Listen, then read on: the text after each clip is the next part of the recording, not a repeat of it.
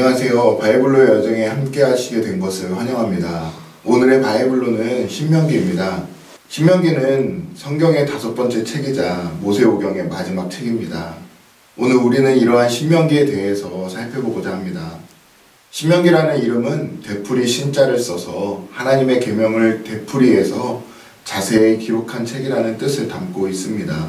신명기 중심에 나오는 율법들은 하나님과 이스라엘 사이에 맺어진 언약인데 대부분 시내산에서 주어진 율법의 반복입니다. 이 책의 이름도 바로 여기서 유래되었습니다. 신명기의 시대적인 배경은 이렇습니다. 출애굽 후 이스라엘은 시내산에서 1년을 지내며 하나님과 언약을 맺습니다. 출애굽 세대는 하나님이 아브라함에게 약속하신 가나안 땅에 들어가기에 부적격 판정을 받게 되었고 38년간의 광야 생활을 통해 이 1세대가 죽음을 다 맞이하게 됩니다. 그리고 출애굽을 이끈 3명의 영웅 중 아론과 미리암은 광야에서 이미 죽었습니다. 그들은 외로운 모세의 리더십에 직접적으로 간접적으로 큰 힘이 되어 주었던 자들입니다. 그런데 모세도 곧 그들의 뒤를 따를 처지입니다. 가나안 땅을 멀리서만 안타깝게 바라보아야 하는 모세로서는 만감이 교차하는 시기였을 것입니다.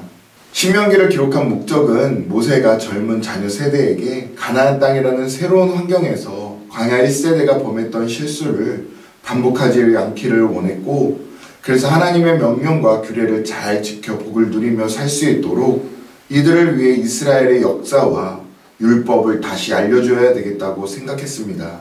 신명기의 주요 내용은 크게 3부분으로 나눌 수 있습니다. 신명기의 가운데에 율법을 중심으로 모세의 설교가 처음과 끝에 위치합니다. 이와 같이 1장에서 11장까지는 모세의 첫 번째 설교, 12장에서 26장은 율법, 27장에서 34장까지는 모세의 마지막 설교와 죽음으로 나누어집니다. 모세는 설교를 시작하면서 1장에서 3장에 먼저 그동안의 사건들을 요약하면서 이전 세대가 얼마나 불순종했는지를 강조합니다. 그들은 광야에서 변함없는 은혜를 공급하신 하나님과 대조되죠. 하나님은 그들에게 벌을 내리시지만 결국 그들을 버리지 않으셨고 잊지 않으셨습니다. 4장에서 11장에서는 모세가 새로운 세대에게 부모 세대보다 언약에 더 신실하라고 당부합니다. 바로 십계명을 다시 상기시키면서 말이죠. 이 부분의 한가운데 유명한 쇠마가 등장합니다. 이스라엘아 들으라, 우리 하나님 여호와는 오직 유일한 여호와이시니 너는 마음을 다하고 뜻을 다하고 힘을 다하여 내 하나님 여호와를 사랑하라. 특별히 이 구절은 신명기의 모든 주제를 이어줍니다. 두 번째로 12장에서 26장은 율법의 모음입니다. 크게 주제별로 배치되어 있는데 12장에서 16장 상반절은 이스라엘이 하나님을 예배하는 법규에 대해서 나옵니다. 한 분 하나님, 한 백성, 한 성전을 강조합니다. 16장 하반절에서 18장까지는 이스라엘의 지도자의 자질에 대한 법규입니다. 장로, 제사장, 왕은 모두 언약 율법의 권위 아래 놓이며 하나님은 선지자를 보내서 그들이 책임을 다하게 하겠다 말씀하십니다.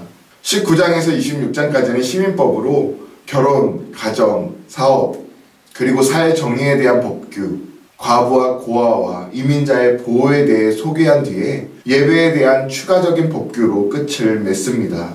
마지막으로 27장에서 34장까지는 모세의 마지막 설교가 등장합니다. 모세는 마지막 설교를 시작하면서 27장에서 30장에서 축복과 경고에 대한 말씀으로 만약 하나님의 말씀을 듣고 순종하면 모든 것이 형통하고 하늘의 큰 복을 받게 되지만 듣지 않고 거역하면 기근, 전염병, 황폐함으로 결국 그 땅에서 쫓겨날 것을 강조합니다. 그리고 모세는 31장에서 34장까지 마지막 설교의 마무리를 지으면서 각 지파들을 축복합니다. 이 모든 것을 마친 모세는 산으로 올라갔고 하나님께서 약속하신 땅을 바라보며 거기서 생을 마무리합니다. 이렇게 신명기가 끝이 나고 모세오경이 끝이 납니다. 신명기는 신학적으로 매우 중요합니다. 신명기는 창세기부터 신명기까지 모세오경의 결론인 동시에 앞으로 전개될 구약 역사서의 신학적 근간이 되는 책이기도 합니다. 또한 신구약에서 가장 많이 인용된 책으로 구약에서만 350번 이상, 신약에서도 190번 이상 인용됩니다. 예수님도 사탄의 3번의 시험을 모두 신명기를 인용함으로써 물리치셨습니다. 서기관 중 한 사람이 예수님께 계명 중에 첫째가 무엇이냐고 물으니 예수님께서는 바로 마음을 다하고 뜻을 다하고 힘을 다하여 내 하나님 여호와를 사랑하라는 쉐마 구절을 인용하십니다. 신명기의 주제는 다음과 같습니다. 모세는 이스라엘아, 내 하나님 여호와께서 내게 요구하시는 것이 무엇이냐 라고 물으면서 다음과 같이 4가지의 답을 제시해 줍니다. 첫 번째로 여호와를 경외하라. 두 번째, 여호와를 사랑하라. 세 번째, 여호와를 섬기라.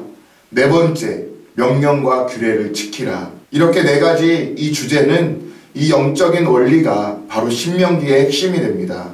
신명기를 우리 삶에 적용해 보겠습니다. 모세는 신명기에서 잊지 말라 하는 내용을 반복해서 강조하는데 이것은 하나님께서 약속하신 땅, 가나안 땅에 들어가면 그곳에는 자신들이 건축하지 아니한 아름다운 성들이 있고 자신들이 파지 않은 우물, 심지 않은 포도나무 같은 좋은 것들이 많기 때문입니다.